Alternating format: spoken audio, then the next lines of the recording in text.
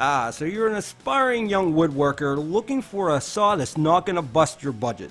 Or maybe you're a homeowner, DIYer, weekend warrior, whatever you want to call yourself, and you're just looking for something that's a little bit smaller to get some work done around the house. Well, my friend, I think I found you the perfect saw. We're going to use and abuse it right after the intro.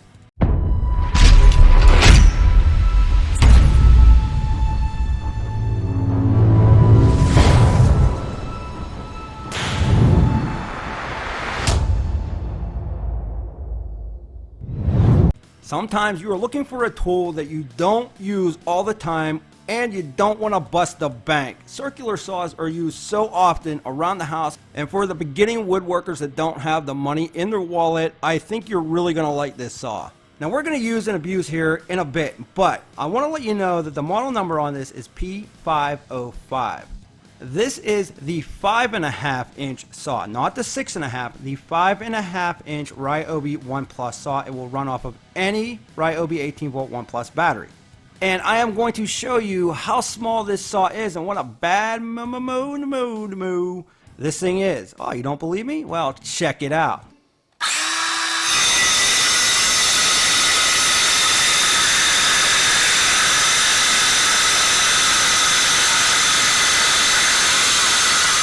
Yeah, that was a treated 6x6, my dude.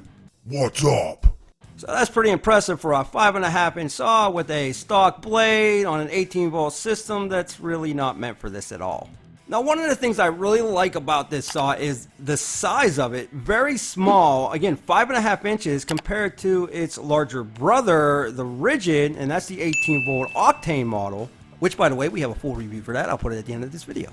Or the even bigger rear handle Milwaukee IA 18 volt monster rear handle saw. I mean, check it out. How cute is that? The point is, if you don't need anything that big or that powerful, well, then this works for you. Now, we are going to do a bunch more cuts, but I want to tell you that the model on this, again, is P505, but you cannot buy this saw at the moment of the video being uploaded on the Home Depot site by itself. It is only available at the moment when you buy the starter kit, which is P1816. I'll put a link in the description below for you to check it out. But it also comes with 2 batteries, it comes with a charger, it comes with a drill, and it comes with a soft case. So this truly is a starter DIYer kit to get you into a platform and start using tools. Now, even though it does come with 2 1.5 batteries, we're going to use a 3.0 HP battery, and it's not going to make any difference because these are brushed tools.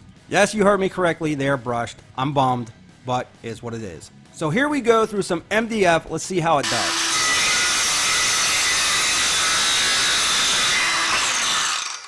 Wait, hold up. Almost forgot. I have to add my MDF is the devil guy. Ah, there he is. See, he doesn't like the MDF either. Looks like his feet are hot though. So as you can see, even with the 18 teeth blade, and it's really not meant for any finished carpentry, I'll tell you that, it does a pretty good job cutting through that MDF.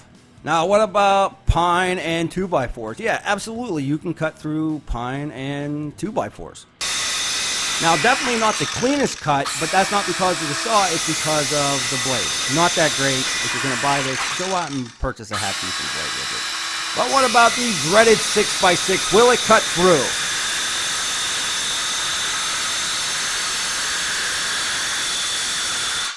Now, are you ever going to use this saw on a treated 6x6? No, and that's not what it's meant for. It's just putting it to the test to see if it'll do it.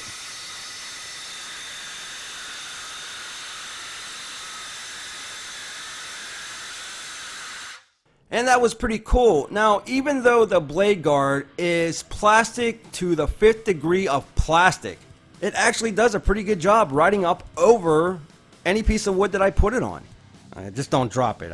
I'm telling you, it's like really plastic.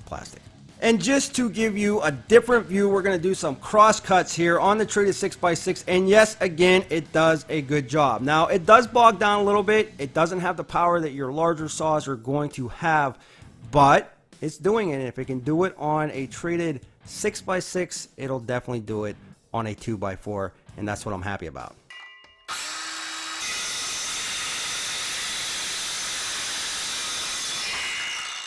Now the vibration's not bad on this saw, but the blade wobble, there is a little bit of it. It's not bad, but you can definitely tell it's not a precision tool. Now if you wanted to do up to a 50-degree cut, you could. This allows you to do that. Pretty simple to do it. All you got to do is turn that knob, loosen it up, adjust it to where you want to go. There's no positive stops or anything like that, but you can go up to 50 degree. Now the depth of cut, you're looking at 1/9/16 of an inch. You're also looking at 4,600 RPM on the saw.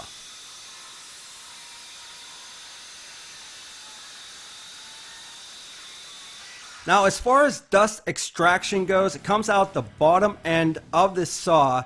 It actually does a pretty good job. Didn't notice any clog ups or anything even going through the treated 6x6, so all in all I was pretty happy with that. Now as for the shoe itself, it is just stamped metal. Nothing thick. You're probably looking at like an 18 gauge. I could be wrong, but that's what it looks like. And it should hold up unless you drop it. If you drop it, you're probably going to damage the saw. It's not going to hold up to a lot of abuse. Matter of fact, it's probably not going to hold up to a little bit of abuse. Just be careful with it. But that is basically the only metal part on this saw is the shoe. Everything else is plastic. Now the plastic itself, it's the Ryobi plastic. It's not real thin. It's not that cheap generic stuff. It actually feels not bad. You also got the paddle safety switch right there. Your thumb feels pretty good up on top. You got that little rest area. And you have the handle right there that'll actually allow you to glide and slide a little bit safer. Now it starts up immediately right after you pull that trigger, but there's no blade break on this. You can install a guide right here in the front. The numbering, pretty simple to read. The knobs up here, they are plastic, but again, the base plate, it's not that bad. Now let's do one more cut. I want to do a plunge cut. Yes, you can do a plunge cut on this. We are going to go down through the treated 6x6 again. All you gotta do is loosen that up, and here we go.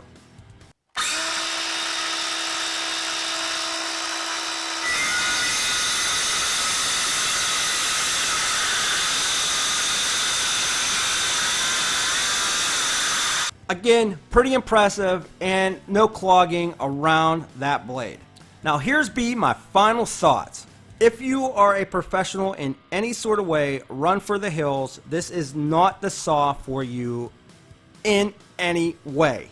But if you're a DIYer that does not use a saw that often, or you do smaller jobs around the house, or you're just looking to get into woodworking and you don't have a larger budget, definitely check this out. I think this saw is pretty cool, and I'm actually going to use it probably quite often when I change that blade. Oh, and speaking of blade, there's your blade lock right there. You also have an onboard storage wrench. So I think it's cool. It runs off of any 18-volt Ryobi 1 Plus battery. It's got some pretty impressive power for the size of the thing. And the kit with the 2 batteries, the charger, and the drill is really not a bad price. Now, I don't like putting prices in videos because they always change and then I get yelled at. So I will put a link in the description below for you to check this out. I'll also put a link for the 6.5-inch saw that you can buy separately. I want to know what you think. Leave me a comment in the comment section below and let me know what you think about this saw. If you've ever used this saw, if you're planning on using this saw, what maybe projects you would think about using with this saw. Don't forget to smash that like button. It helps out the video. If you like the video, don't forget to subscribe and hit that bell notification so you don't miss any other videos. Come over and say hi to us on the Instagram page at Tool Review Zone, and with that, we'll be back with more videos soon.